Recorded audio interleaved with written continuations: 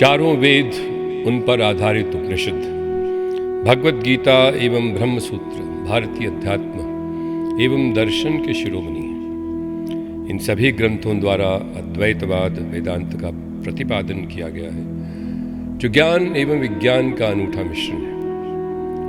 भारतीय जनमानस में भगवद गीता के प्रति रुचि, जानकारी एवं समर्पण स्पष्ट दिखता है और कृष्ण के मुख से निकली वाणी को समाज में सर्वोच्च स्थान प्राप्त है।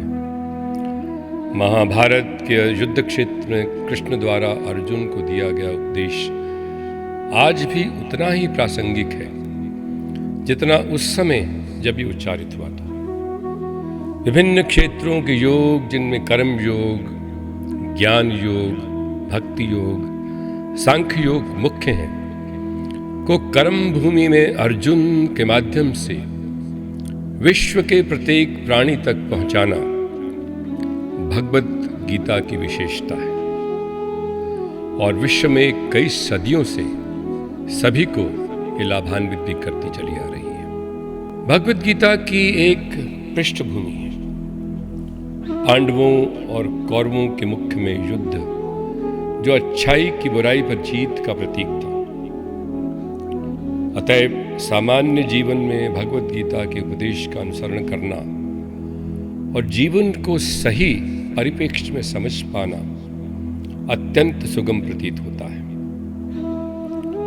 वेदांत दर्शन का मुख्य आधार तो अद्वैतवादी है, जिसका ज्वलंत उदाहरण कृष्ण द्वारा अपने दिव्य स्वरूप को प्रकट कर स्थापित किया। भगवद गीता के 11वें अध्याय में इसका विस्तृत विवरण किया गया है। यही वो क्षण था जब अर्जुन मूर्तिमय होकर स्तब्ध भी था और मोह को त्याग कर ज्ञान प्राप्त करने में सफल भी हुआ। तभी उसके सभी संदेह नष्ट हुए और वह युद्ध के लिए प्रेरित हुआ।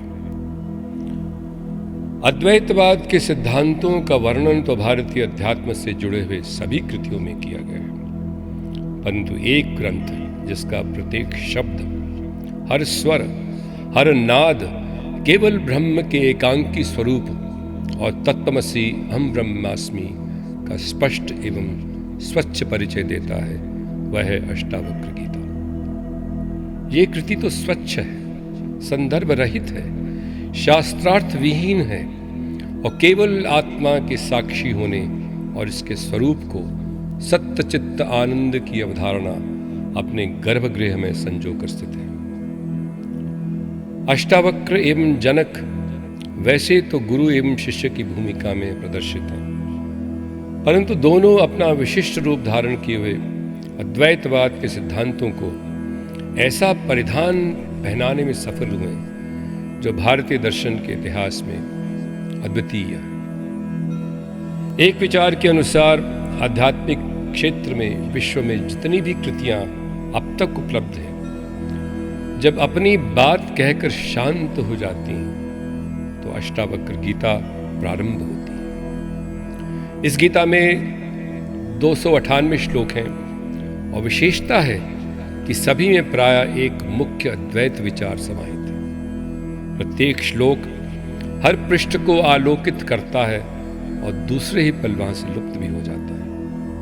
रोचक तथ्य तो ये है कि वही विचार अगले पृष्ठ में अपना नया स्वरूप लेकर परिलक्षित हो जाता है।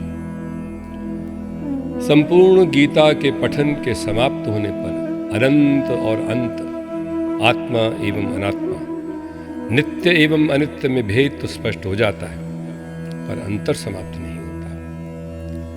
सब एक हैं, दूसरा कुछ भी नहीं, और वे एक केवल ब्रह्म है जो संपूर्ण विश्व को अपने तेज से सृष्टि को आरंभ से प्रकाशित करता आया है।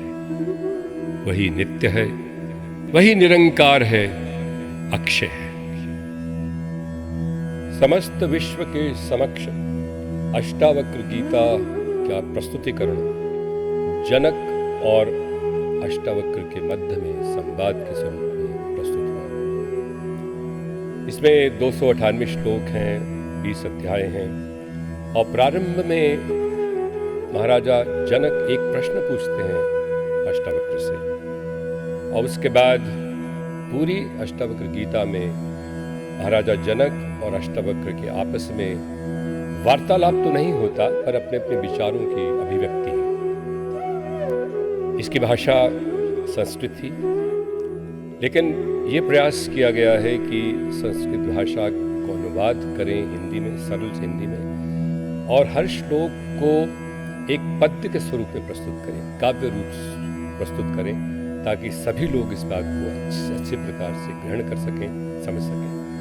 तो आइए हम प्रारंभ करते हैं पहले अध्याय से, जहां जनक प्रश्न पूछते हैं अष्टावक्र से। अध्याय 1। जनक उवाच। ज्ञान की प्राप्ति कैसे हो, मुक्ति कैसे मिले, वैराग संभव कैसे हो, हे प्रभु मुझसे कहो। अष्टावक्र उवाच। मुक्ति यदि तुम चाहो, विषय विष को त्याग दो, क्षमा, सरलता, दया, संतोष, सत्य का अमृत पान करो। पृथ्वी, जल, अग्निवायु, आकाश तत्व नहीं हो तुम, स्वयं को साक्षी जानकर मुक्ति प्राप्त करोगे तुम। देह को तुम पृथक कर लो, चित्त में करो विश्राम, इसी वक्त सुखी शांत होकर बंधन मुक्त हो आत्माराम। ना कोई तुम्हारा वर्ण है, ना ही है कोई आश्रम, तुम इंद्रियों के प्रभाव से परे हो, निराकार असंग हो, विश्व साक्षी होकर सुखी रहो। धर्म और अधर्म से तुम्हारे मन का संबंध नहीं है, तुम सुख दुख से परे हो, न भोगता हो न करता हो, तुम तो सदा मुक्त हो। तुम एकमात्र दृष्टा हो, तुम मुक्त भी हो, अन्य को दृष्टा समझना ही तुम्हारा बंधन है। मैं करता हूं का अहंकार काले सांप की तरह डसता है, मैं करता नहीं हूं कि विश्वास रूपी अमृत पी सुखी हो जाए।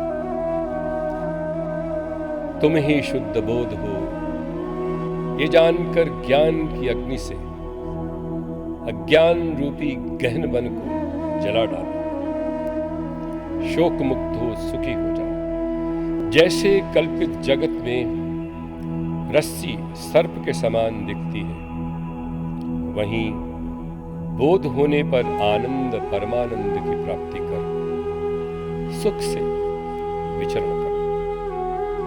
स्वयं को मुक्त मानोगे तो मुक्त हो जाओगे, बद्ध समझोगे तो बंध जाओगे। सत्य कहा है कि जैसी मति है वैसी गति होगी।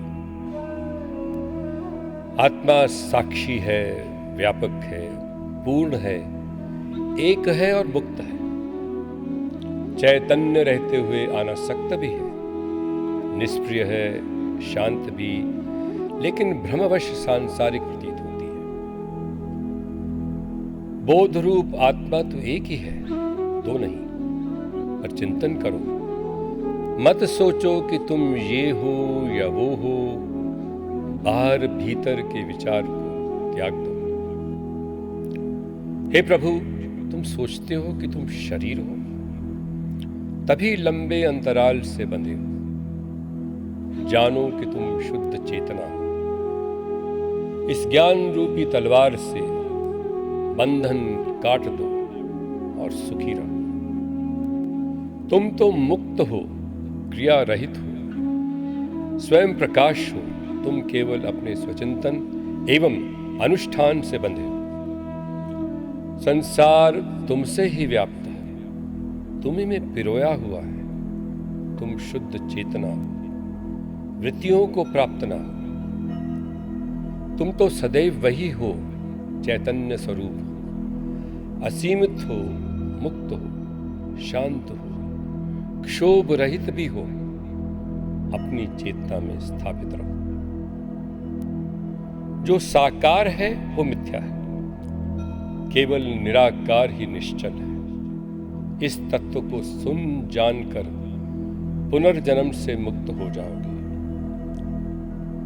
दर्पण के अंदर और चारों ओर जैसे दर्पण ही स्थित है, सर्वव्यापक परमात्मा भी शरीर के अंदर बाहर सभी स्थानों पर स्थित है।